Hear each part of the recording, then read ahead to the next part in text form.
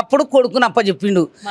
మళ్ళా కాంగ్రెస్ పాలనే కొనసాగిద్ది, నేనే సీఎం అవుతా అని చెప్పేసి రేవంత్ రెడ్డి చెప్తా ఉన్నారు. బీఆర్ఎస్ పార్టీ మొత్తం కూడా తుంగలో దొక్కుపోయింది. ఇక అంటే ఏమంటారంటే చచ్చిన పాము లెక్క తయారైంది బీఆర్ఎస్ పార్టీ. చచ్చిన పావులాక తయారయ్యే అర్రలు వండుకున్నాం. మా తెలంగాణ ప్రభుత్వం 2 సంవత్సరాలన్నర అయింది. మాకు సీఎం పదవి లేదని అర్రలు ఏం వండుకోలే. ఇలా భవన్లనే మాట్లాడుతున్నావు. దొంగతనం చేసినావా? నువ్వు కాంగ్రెస్ లో దిగిపోయినా నీ భవన్లకు పురుగు కూడా దొరకదు, దొంగలు కూడా దొరకరు. నువ్వు పోయిన మలతనాడు అందరు కొబ్బరికాయలు కొట్టుకుంటారు. మంచి పని అయింది, పీడ పోయింది రాని. ఎందుకట్లా మురుస్తావు? ముందుకు మురిసినమ్మ పండుగ గుర్తేరు కదా అని పెద్దలు వెనకట శాస్త్రం చెప్పారు. నీవు 2 ఏండ్ల పాలనకే ఇంకా ఎన్నో రోజులు ఉంటాంటున్నావు. Welcome to Kranti TV. అయితే మొత్తం కూడా రాష్ట్రంలో అటు చూస్తే పథకాలు అయినప్పటికీ, లేదంటే ఇప్పుడు రన్ అవుతున్నటువంటి బండి సంజయ్ కొడుకు ఇష్యూ అవుతున్నప్పటికీ, ఇంకా ఇటువంటి అంశాలను గురించి బీఆర్ఎస్ పార్టీ శ్రేణులు కానీ, కార్యకర్తలు కానీ, ఎమ్మెల్యేలు కానీ ఎవరైనప్పటికీ కూడా ఈ అంశాలను లేవనెత్తినప్పుడు తిరిగి బీఆర్ఎస్ పార్టీనే కొంతవరకు టార్గెటెడ్గా మాట్లాడుతూ ఉంది కాంగ్రెస్ పార్టీ, అటు బీజేపీ పార్టీ. సో ఇదే అంశం గురించి మనతో మాట్లాడడానికి ఈరోజు బీఆర్ఎస్ పార్టీ సీనియర్ నాయకులు మణమ్మ గారు మనతో పాటు ఉన్నారు. హలో అమ్మా. నమస్తే అమ్మా. నమస్తే అమ్మా. మీకు కూడా నమస్తే. మేము మంచిగానే ఉన్నామమ్మా. ఎవరో బీఆర్ఎస్ పార్టీ బాగలేదు అనగానే మేము బాగలేదని మేము ఏం ఫీల్ కాము. మేము బీఆర్ఎస్ పార్టీ వాళ్ళము సందులో నుండి వచ్చి మందిలో వల్లే మేము కష్టపడి ఉద్యమం చేసినాం. ఉద్యమం చేసి మా తెలంగాణ మేము సాధించుకున్నాం. మేము ఎన్నో కష్టాలు పడ్డాం, జైలు పాలైనాం, పోలీస్ స్టేషన్ల పాలైనాం. ఎన్ని అయినా మేము బాధపడతలేము. ఎందుకు బాధపడతలేము అంటే మా రాష్ట్రాన్ని మేము సాధించుకున్నాం, మా తెలంగాణ మేము సాధించుకున్నాం అని మాకు సంతోషంగానే ఉంది, బాధ లేదు. మరి కాంగ్రెస్ పార్టీ నాయకులు రేవంత్ రెడ్డి గారు ఒక మాట చెప్తా ఉన్నారు, ఏం చేసిండ్రు మీరు 10 ఏళ్లలో అని చెప్తా ఉన్నారు. ఇంకోవైపు చూస్తేనేమో ఈ 5 ఏళ్లలోనే కేసీఆర్ గారిని, కేటీఆర్ గారిని ఖచ్చితంగా జైల్లో వేయించే పరిస్థితులు వస్తాయి, వేపిస్తా అని చెప్పి మాట్లాడుతూ ఉన్నారు. అమ్మా ముందలాగంత మెరగక ఓ చెడ్డ మాట వస్తుంది. ఎవరింటనో పోయినట్లు అవుతుంది. నేను ఖచ్చితంగా జైలు ఇంకా ఆయనకి ఏడ సందు దొరుకుతలేదు. కొన్ని రోజులు కాళేశ్వరం జైల్లో పెట్టిస్తా అన్నాడు. అది అయిన వల్ల వాళ్ళు ఎన్నో మా కేసీఆర్ అవాకులు జివాకులు వెళ్తున్నాడు. పేలినా గానీ మేము గట్టిగా అవుతున్నాం. గా చెత్త మాటలకు మేము ఎప్పుడు భయపడతామమ్మా? మేము ఎందుకు భయపడతాం? అప్పుడు మేము తెలంగాణ ఉద్యమం చేసేటప్పుడు వీళ్ళందరూ సందులో వండుకున్నారు. ఇలా నీకు ఎవరికైనా మా కేసీఆర్ గారిని గాని కేటీఆర్ గారిని గాని తిట్టేటప్పుడు వాళ్ళకి ఇజ్జతి, శరము, సిగ్గు ఉంటే మాత్రం వాళ్ళు తెలంగాణ సీఎం అని పిలిపించుకోవద్దు, తెలంగాణ బిడ్డలం అని చెప్పించుకోవద్దు. ఇంతకుముందు తెలంగాణ బిడ్డలని పేరు ఎట్లా వచ్చిందమ్మా? కేసీఆర్ పాలన చేయబట్టి వాళ్ళకు తెలంగాణ బిడ్డలని పేరు వచ్చింది. బుద్ధి లేకుండా మాట్లాడేటోళ్ళకు మా కేసీఆర్ గారు సమాధానం చెప్తాడమ్మా. పులి గాండ్ర కొట్టాలే. పులి ఎందుకంటే 5 ఏండ్ల వచ్చినావు, ఉరుకులాడుకుంటా వచ్చినావు, నీ పాలన ఎట్లా జరుగుతారో అని గమ్మునం అనుకున్నాడు. ఇప్పుడు మీరేం బీకేస్తున్నారమ్మా? కాంగ్రెస్ వాళ్ళు ఏం బీకేస్తున్నారు? మేము బీకేనికే ఒక ఛానల్ ఆమె అంటది బీఆర్ఎస్ పార్టీ మొత్తం అయింది అంటుంది. ఆ ఛానల్ ఆమెకి తెలుసా? మరి నీకు బీజేపీ వాళ్ళు లంచం ఇస్తున్నారా, కాంగ్రెస్ వాళ్ళు లంచం ఇస్తున్నారా? టీఆర్ఎస్ ని ఎత్తిపోస్తున్నావు. ఒక ఛానల్ మంచివి, పబ్లిక్ అందరికి మంచిగా ఉంటేనే ఆ ఛానల్ ముందుకు సాగుతావు. నువ్వేమో ఎప్పుడు పడితే టీఆర్ఎస్ వాళ్ళు మునిగిపోయిర్రు, టీఆర్ఎస్ వాళ్ళు కనబడతలేరని మాట్లాడుతున్నావు. కాంగ్రెస్ వాళ్ళు ఏం బీకేస్తున్నారు? ఎడ కనబడుతున్నారు? పూటకు బియ్యం లేకుండా అయినా కాంగ్రెస్ వాళ్ళ పేరు చెప్పేటోనికి రోడ్ల మీద వండుకుంటున్నారు, గడ్డి చెత్త తినుకుంటా. ఎవరికి ఏం బతుకు తెరువు లేదు, ఏమి లేక అల్లాడిపోతున్నారు జనాలు. 6 హామీలు చెప్పడం జరిగింది కాంగ్రెస్ పార్టీ నాయకులు. ఇప్పటి వరకు 6 పథకాలు, హామీలు ఏవైతే 6 హామీలు ఇచ్చిండమ్మా. 6 హామీలు ఇచ్చిండు, ఒక్క బస్సు పెట్టిండు. ఆ బస్సులు ఎందుకంటే మహిళలు గుద్దుకొని సావనికే ఆ బస్సు ఒక్కటి పెట్టిండు. ఎందుకంటే అది పబ్లిక్ ఎక్కే బస్సు కదా, పబ్లిక్ లో నోట్లే నానాలి అని. ఆయనకు మంది ఎంత తిడితే అంత ఆశీర్వేదం అని చెప్తుండు కదా, మందిని ఎంత నష్టం చేస్తే అంత ఆశీర్వేదం అంటుండు కదా. ఆ ఆశీర్వేదాలు పొందుతున్నాడు, మంచి ఆశీర్వేదాలు. ఇంకా ఉండేది 2 సంవత్సరాల 1 సంవత్సరం మంచి ఆశీర్వేదం పొందమని నేను ఎప్పుడు మైక్ పట్టుకున్నా ఇదే చెప్తున్నా. ఆ బుద్ధి మాత్రం ఆయన మాంతలేడు. ఇగో ఇంతమంది అమ్మ, ఒక మొన్న బండి సంజయ్ కొడుకు మంచి పాలన ఆయన ఒక్కని మీద ఎందుకు పడ్డాడు, ఆయన ఒక్కని ఎందుకు పడ్డారు, ఆయననే ఎందుకు అంటున్నారు? పేదోళ్ళని అంటలేరు, బలిచినోని కొడుకు ఇట్లా చేస్తే, బలిచిన ఆయన కొడుకుని పట్టించుకోపోతే, ఒక కేంద్ర మంత్రి కొడుకుని ఇట్లా ఆడోళ్ళందరూ బయటికి వెళ్ళి అడగపోతే పేదోడు గల్లీలున్నోడు రెచ్చిపోతాడు. బండి సంజయ్ కొడుకే గట్ల వేసి మమ్మల్ని ఏం చేస్తారని మంది రెచ్చిపోతారు. ఇలా టీఆర్ఎస్ మహిళలు రోడ్ ఎక్కి బండి సంజయ్ కొడుకుని అరెస్ట్ చేయమంటేనే బండి సంజయ్ చేసిండా? బండి సంజయ్ ఎవరు మాట వినలే, సందులో దాపెట్టిండు కొడుకుని. రేవంత్ రెడ్డి పదే పదే పదే పదే రేవంత్ రెడ్డికి తెలుసు, బండి సంజయ్కి తెలుసు ఆ పిల్లగాడు ఏడున్నాడు అనేది, తప్పు చేసిండు అనేది వాళ్ళకిద్దరికి తెలుసు. కానీ మొత్తం కూడా చూస్తే బండి సంజయ్ కొడుకుని ఇట్లాగా జైలు పాలు చేసింది టీఆర్ఎస్ పార్టీ శ్రేణులే. వీళ్ళే మొత్తం కూడా డ్రామాలు ఇవన్నీ యాక్షన్స్ ఇవన్నీ చేపించి మరి పెట్టించిండ్రు తప్ప లోపల అతను ఇప్పటికీ తప్పు చేయలేదని చెప్పేసి ఇంకొంతమంది కూడా మాట్లాడుతున్నారు. దానికి సపోర్టెడ్ గా కాంగ్రెస్ పార్టీ వాళ్ళు కూడా నిలుస్తా ఉన్నారు. బండి సంజయ్ ఎందుకు రాజీనామా చేయాలి? బండి సంజయ్ కొడుకు తప్పు చేస్తే మరి కవిత తప్పు చేసినప్పుడు కేసీఆర్ రాజీనామా చేసిండ్రా అని అడుగుతున్నారు. కవిత తప్పు చేసే కేసీఆర్ సమర్థించలే తల దించుకోలే. తప్పు చేసిన వాళ్ళు శిక్ష అనుభవించి రావాలని బిడ్డని వదిలేసిండు. బిడ్డకి ఇవ్వాలి అదే పగ. నువ్వు తప్పు ఎప్పుడు చేసినావు, నువ్వు శిక్ష అనుభవించరా అని. బండి సంజయ్ అంత మంత్రే కదా, కేంద్ర మంత్రి అయినప్పుడు తప్పు తెలిసినప్పుడు పోలీస్ స్టేషన్ ల్యాండ్ ఓవర్ చేసేది ఉండే నీ కొడుకుని. ఇలా నీ బుద్ధివంతుడు అని ఎంతో మంది మెచ్చుకుందరు.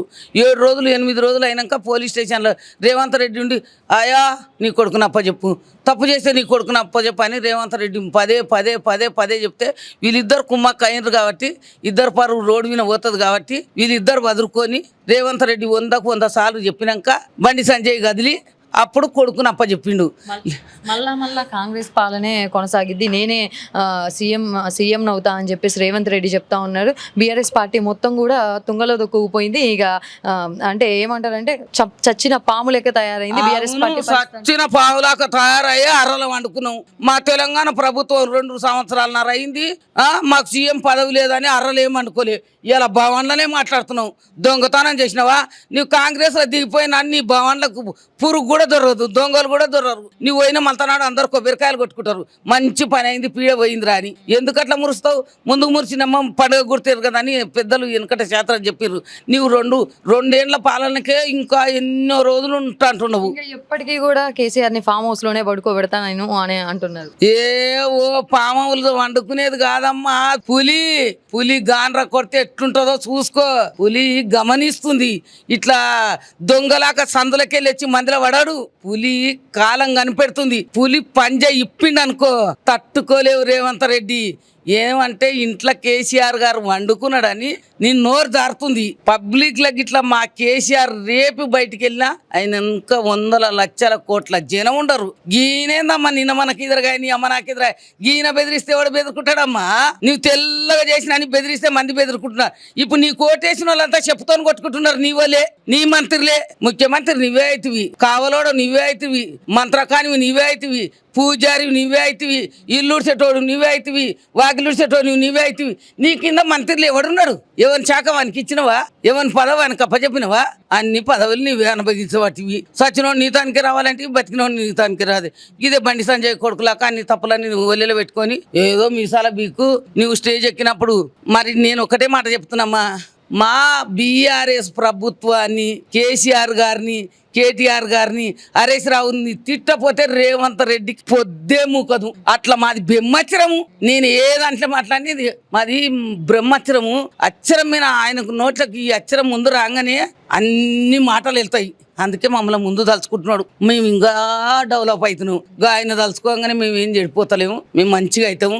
ఎప్పుడే కానీ తప్పు అని చెప్పాలి. ఒక్కొక్క ఛానల్ ఏమంటది బీఆర్ ప్రభుత్వం అంట ఇంట్లో వండుకున్నారంట, రేవంత్ రెడ్డి ప్రభుత్వం అంట పచ్చి కట్టెలు ఒట్టి కట్టెలు వీకుతున్నారంట. మేమేమో ఏం వీకుతలేమంట. అన్ని వీకేది పీకంది. ఇంకా 2 ఏళ్ళు వాళ్ళకే వదిలేసినాం. మేము 10 ఏళ్ళు చేసినాం. పబ్లిక్ అంతా మంచి పని చేసినాం. మాకు ఎప్పుడైనా తీర్పిస్తారు. ఎవరికైనా దొంగకైనా దారిడవాలని నీకు సీఎం పదవి వచ్చింది, నువ్వు దాన్ని మంచిగా అనుభవించు, మంచి ప్రజలకు మంచి పని చేయి. ఎందుకు ఇట్లా రెచ్చిపోతున్నావు? బీజేపీ వాళ్ళంతా బీజేపీలే, కాంగ్రెస్ వాళ్ళంతా కాంగ్రెస్ వాళ్ళే. ఎవరంతా కాలే పంచ ఉడవికొని చేతులు పట్టుకొని తిరుగుతున్నారు. అట్లా తిరగకుండ్రి, రాజకీయం చేయండి, ప్రజలకు మంచి పని చేయండి. గల్లీలో తిరుగుండ్రి, ఢిల్లీలో తిరుగుండ్రి, మంచి పని చేయండి. ఏది తప్పిని కప్పు పుచ్చుకొని అర్రలు వండుకొని నేను మంచిగా చేసినంటే ఎవరు నమ్మరమ్మా? ప్రజలకి ఇలా చదువు వచ్చినోడు చదువు రానోడు అంతా తిరగబడుతున్నారు. వెనుకటి కాలంలో అంటే సీఎం అంట ఊళ్ళోకి వస్తుండు, ఒక పోలీసు ఆయన ఊళ్ళోకి వస్తే ఊరంతా భయపడుతుంది. ఇప్పుడు పెళ్లి పోలీసు భుజాల మీద చేతులు వేసుకొని తిరుగుతున్నారు. పోలీసులని ఇలా బండి సంజయ్ కూడా పోలీసులను కొందామని చూసిండు. వాళ్ళు పోలీసులు కొనుక్కునేటోళ్ళు కాదు, వాళ్ళు ఐపీఎస్లు. వాళ్ళు మంచోళ్ళు కాబట్టి చట్టాన్ని కాపాడాలని ఈ మురికిలో పోయి గెలికి ఏడున్న దోలాడుకొచ్చి బండి సంజయ్ కొడుకుని అరెస్ట్ చేయాలనుకుంటే వాళ్ళకి 5 సెకండ్లు పట్టపోవు. వాళ్ళే అప్పచెప్పాలి, మేమే హ్యాండ్ ఓవర్ చేసుకోవాలని వాళ్ళు ఆలోచించారు. అయితే చివరిగా ఏంటి అని అంటే బీఆర్ఎస్ పార్టీలో కవిత గారు సెపరేట్ అయిపోయి టీఆర్ఎస్ పార్టీ అని చెప్పేసి పార్టీ పెట్టుకోవడం జరిగింది. అయితే ఈ పార్టీలో ఉన్నప్పుడు ఆవిడకి ఆ స్వేచ్ఛ లేకపోయింది మాట్లాడడానికి, ఆ పార్టీలో ఉన్న మహిళలకు కూడా స్వేచ్ఛ లేదు. ఆ ఇదితోనే నేను బయటకు వచ్చి పార్టీ పెట్టానని చెప్పేసి కొన్ని సందర్భాల్లో మొన్న కూడా మాట్లాడడం జరిగిందమ్మా. స్వేచ్ఛ ఎట్లా లేకపోయింది? నీవు కేసీఆర్ బిడ్డవు గాంధీ స్వేచ్ఛ వచ్చిందా? నీకు ఆ కార్లు ఎట్లా వచ్చినాయి? ఆ జీబులు ఎట్లా వచ్చింది? ఆ పదవి ఎట్లా వచ్చింది?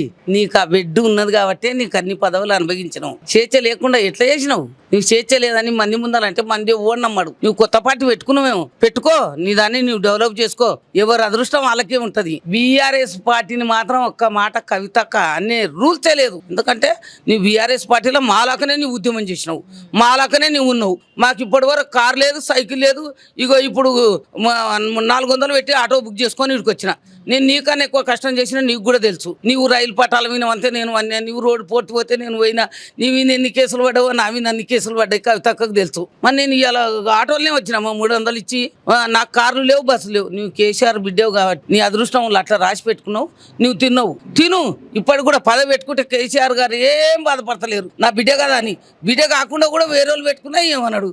ఇప్పుడు రేవంత్ రెడ్డి ఉడుకు అమ్మట్ల పడ్డవు ఈగలాకి ఎగురుతుండు కదా, ఆమె కూడా ఎగురని మేము ఏం వద్దనం. కానీ మా బీఆర్ఎస్ ప్రభుత్వాన్ని ఎవరైతే కించపరుస్తారో మేము పగ తీసుకుంటామని కూడా అంటలేము. వాళ్ళ పాలనకు, వాళ్ళ నోటి మాటలకు వాళ్ళకే వదిలేస్తున్నాం. వాళ్ళని క్షమించేది దేవుడు ఉండడు. ఎవరు నోటికొచ్చిన మాట వాళ్ళు మాట్లాడతారమ్మా.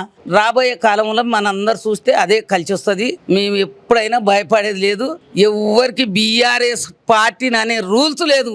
ఎందుకంటే ఇలా తెలంగాణ ప్రభుత్వం అంటే ఒక గుర్తింపు, ఒక బ్యానరు, ఒక బ్రాండు మా కేసీఆర్ గారు తెచ్చిండ్రు. అట్లా జాతి పిత కూడా కేసీఆర్ గారే.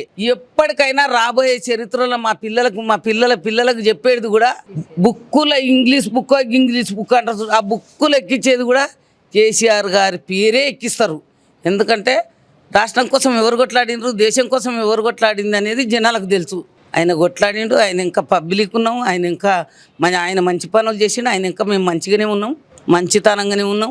ఇప్పుడు తండ్రికి 4 కొడుకులు పుడతారు. కొంతమంది ఈ న్యాయం కాలేదని ఓ కొడుకో దిక్కుపోతాడు, ఓ కొడుకో దిక్కుపోతాడు.